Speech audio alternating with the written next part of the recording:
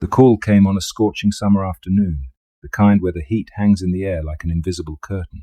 My office fan whirred ineffectually as I sipped lukewarm coffee and skimmed through a half-finished case report.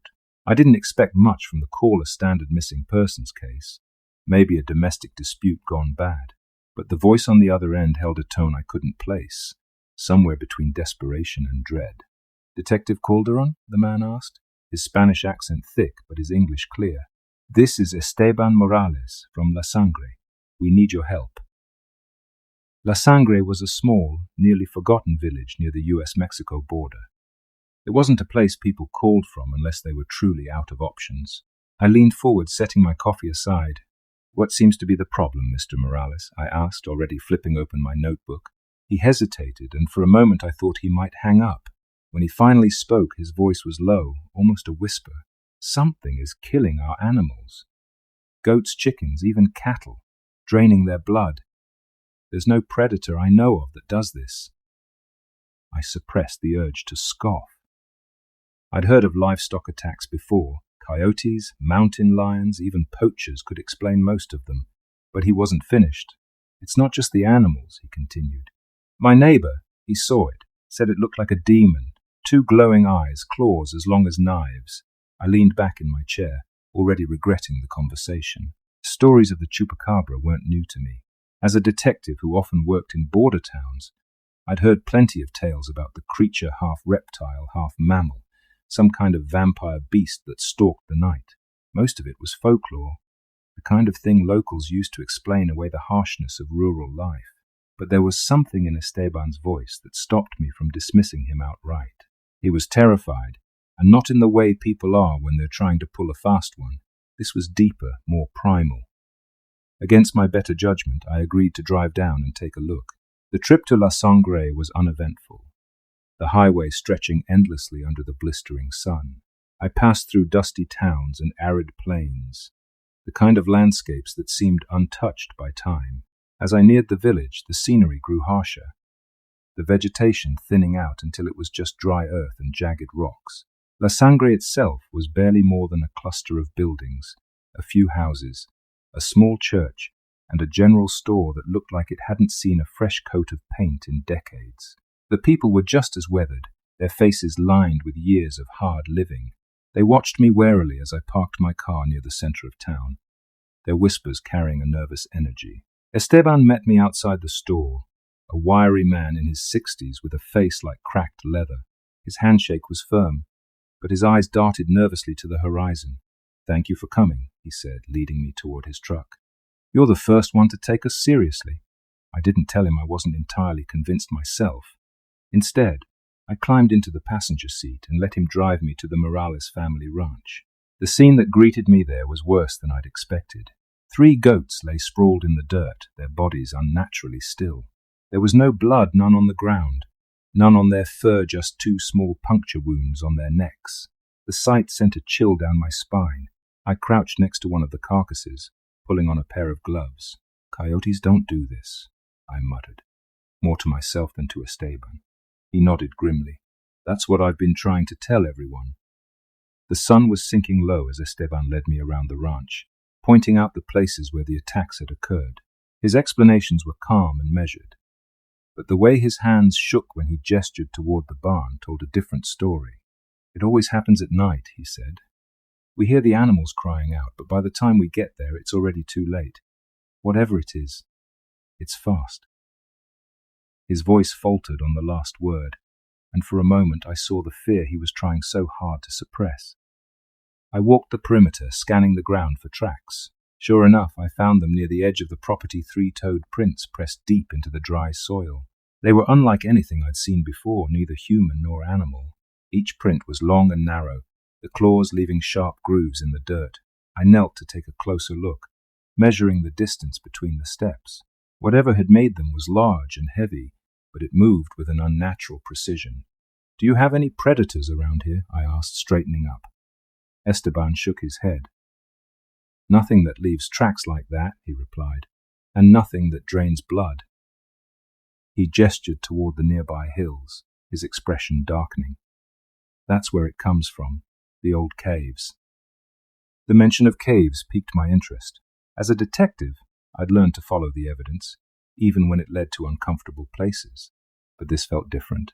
There was a weight to Esteban's words, a quiet dread that made my skin crawl.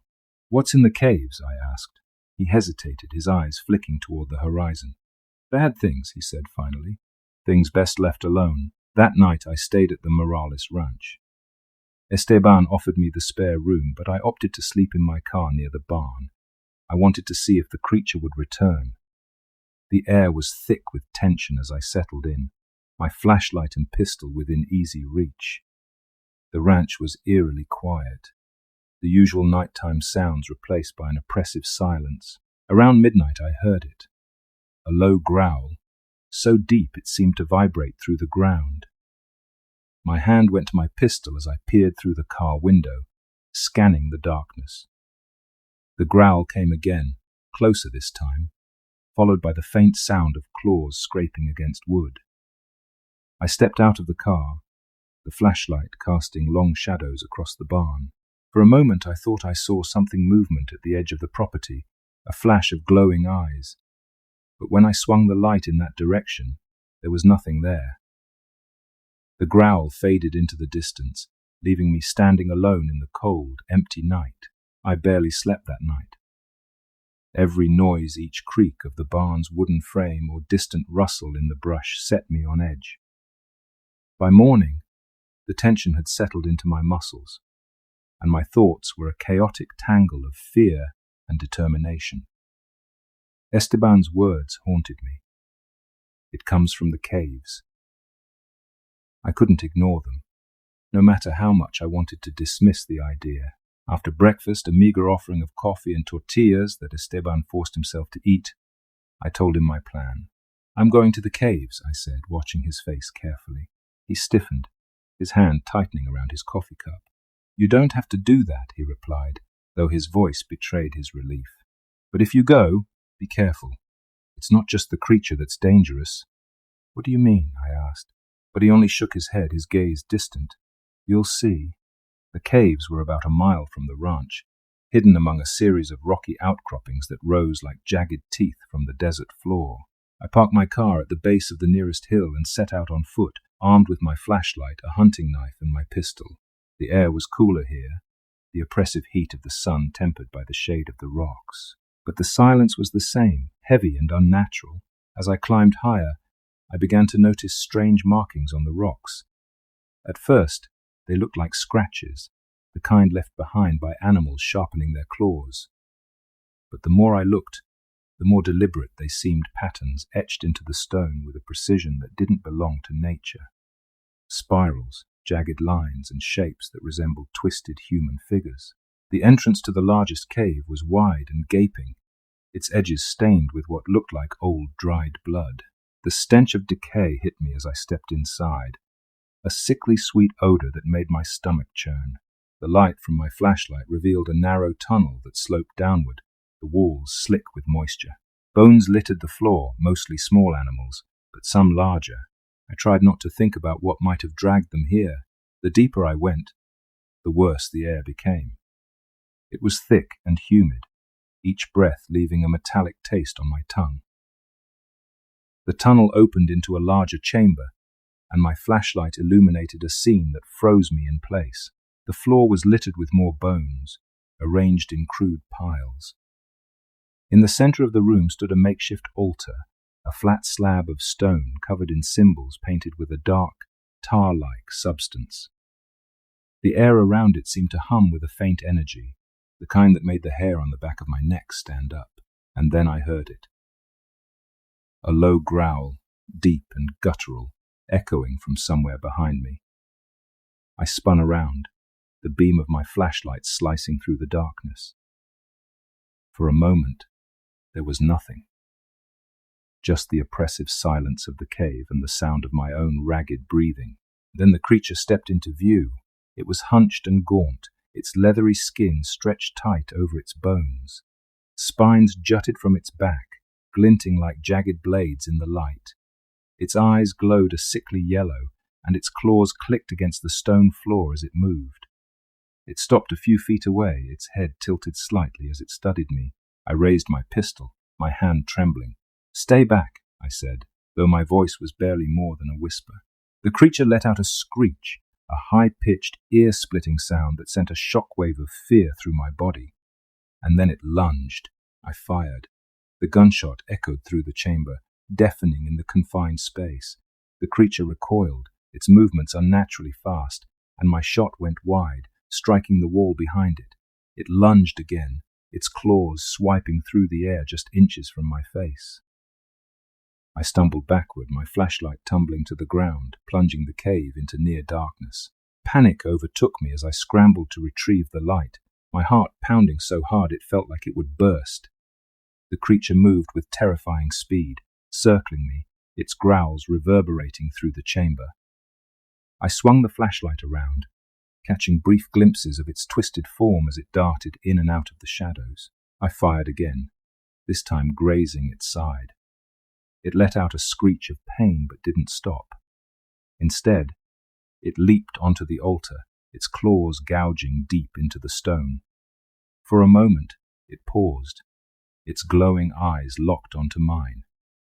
Then it lunged once more, knocking me to the ground. The pain was immediate and searing. Its claws raked across my arm, tearing through fabric and flesh with ease. I screamed, the sound raw and primal as I struggled to push it off. My free hand found the hunting knife, and I drove it into the creature's side with all the strength I could muster. It let out another screech and staggered back, the knife still embedded in its flesh. I didn't wait to see if it would recover.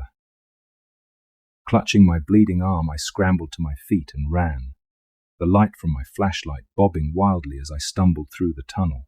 The creature didn't follow, or if it did, I didn't hear it.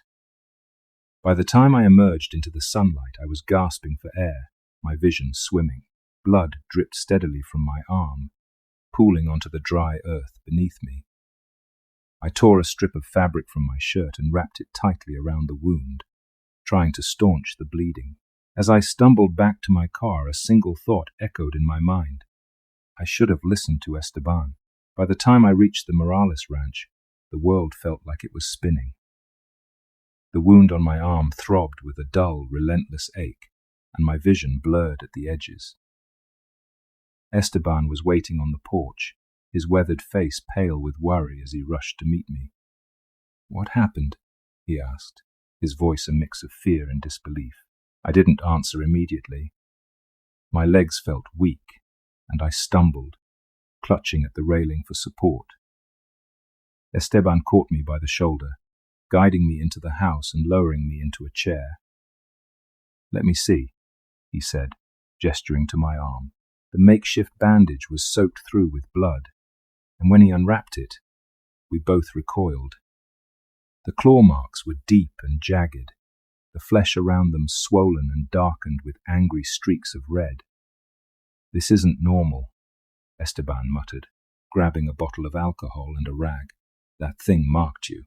I winced as he cleaned the wound, the sting of the alcohol barely registering through the haze of pain and exhaustion. My mind raced as I replayed the encounter in the cave, the creature's glowing eyes, the altar, the way it had studied me before attacking. "What is it, Esteban?"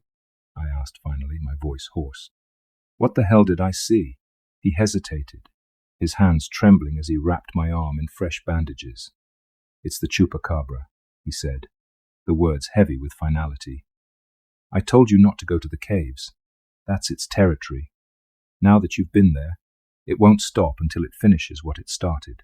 I wanted to argue, to tell him he was wrong, that the creature was just an animal, some kind of mutated predator that could be killed with the right tools. But deep down, I knew he was right. There was nothing natural about what I'd seen, and the thought of it hunting me, tracking me, made my skin crawl. That night I stayed at the ranch again, too weak to return to town. Esteban insisted on keeping watch, but I couldn't sleep, no matter how hard I tried. The wound on my arm burned like fire, and every sound outside, every rustle of the wind, every distant coyote howl set my nerves on edge. At some point, I must have drifted off, because I woke to the sound of scratching. It was faint at first, almost imperceptible, but as I sat up, it grew louder, more insistent. The room was dark, the only light coming from the faint glow of the moon outside the window. I grabbed my flashlight, my heart pounding as I swung the beam toward the source of the sound. The window. For a moment I saw nothing, just the dark outlines of the barn and the trees beyond. But then something moved, a shadow shifting just beyond the glass. My breath caught as the scratching stopped, replaced by a low, guttural growl. The flashlight flickered, the beam sputtering before going out completely. I fumbled with the switch, my hands shaking as the growl grew louder. And then suddenly it was gone. The silence that followed was worse than the sound itself.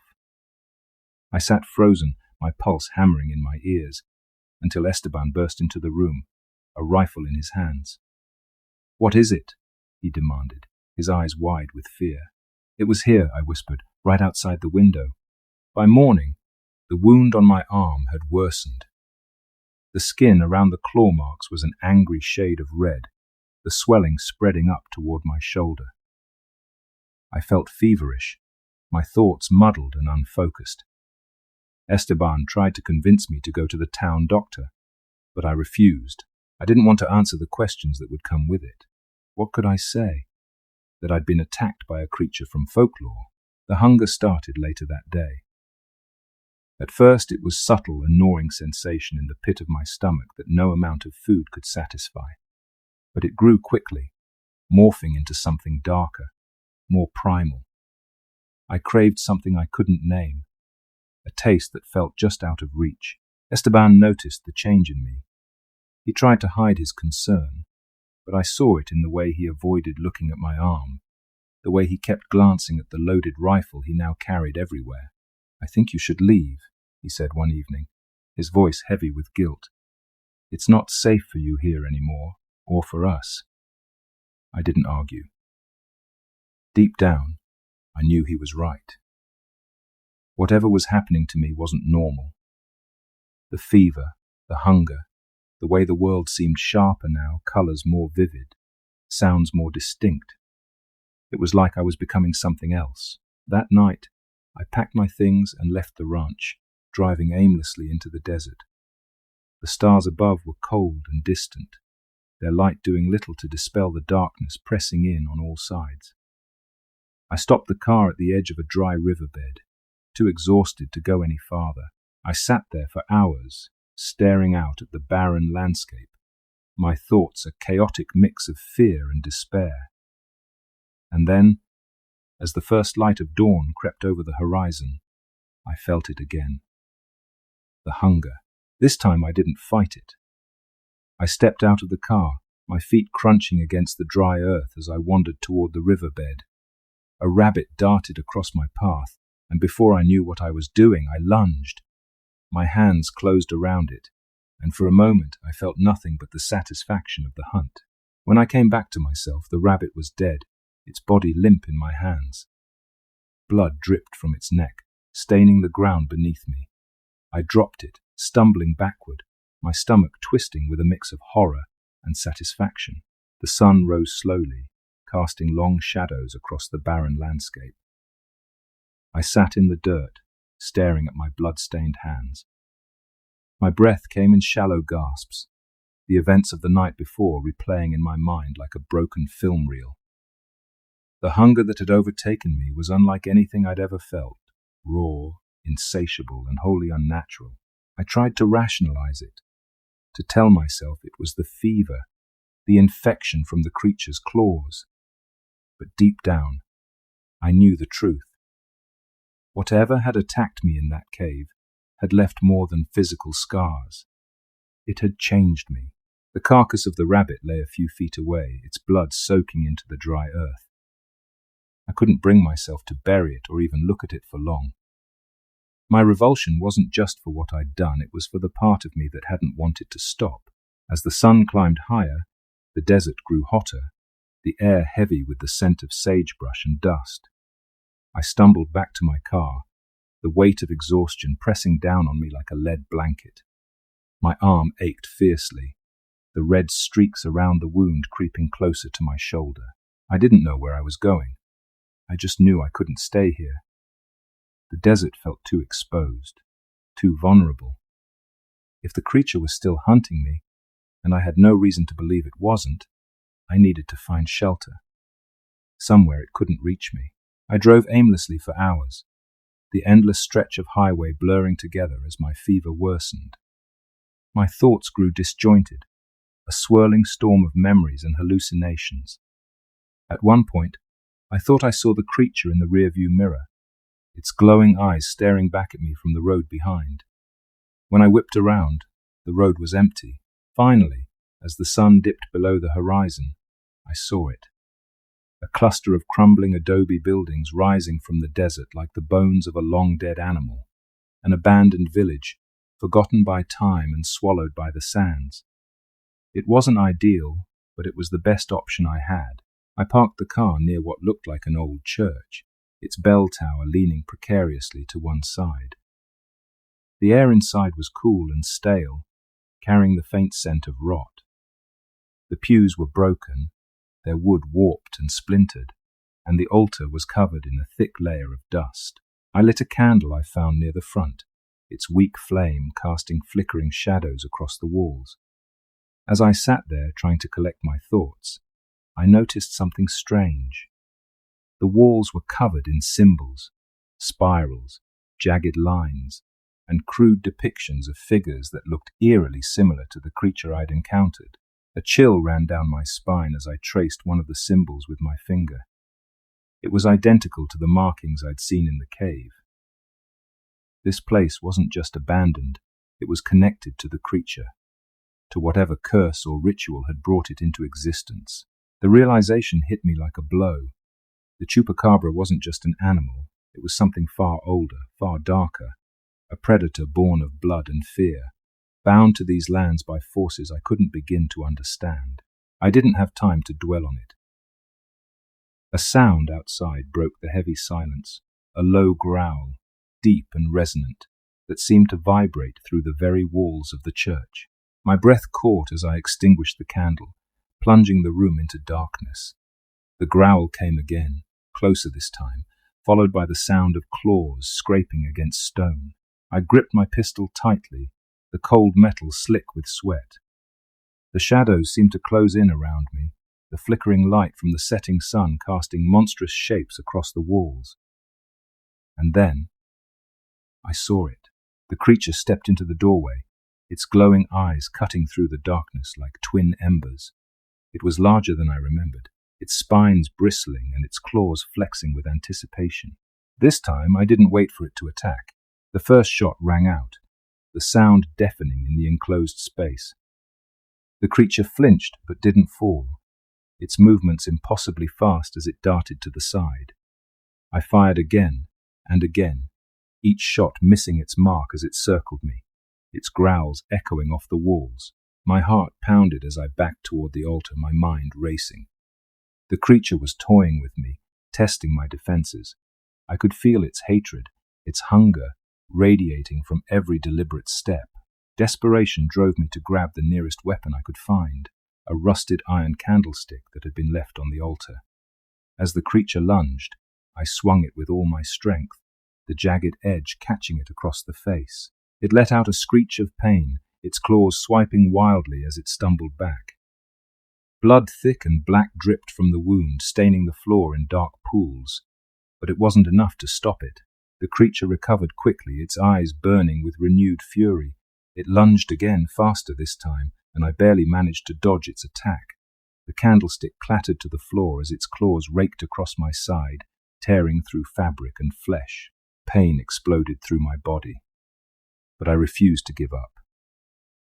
I grabbed a broken piece of wood from one of the pews, its edges splintered but sharp enough to do damage. As the creature closed in for the kill, I drove the makeshift weapon into its chest, the force of the impact knocking us both to the ground. The creature thrashed wildly, its screeches reverberating through the church as I twisted the wood deeper into its body.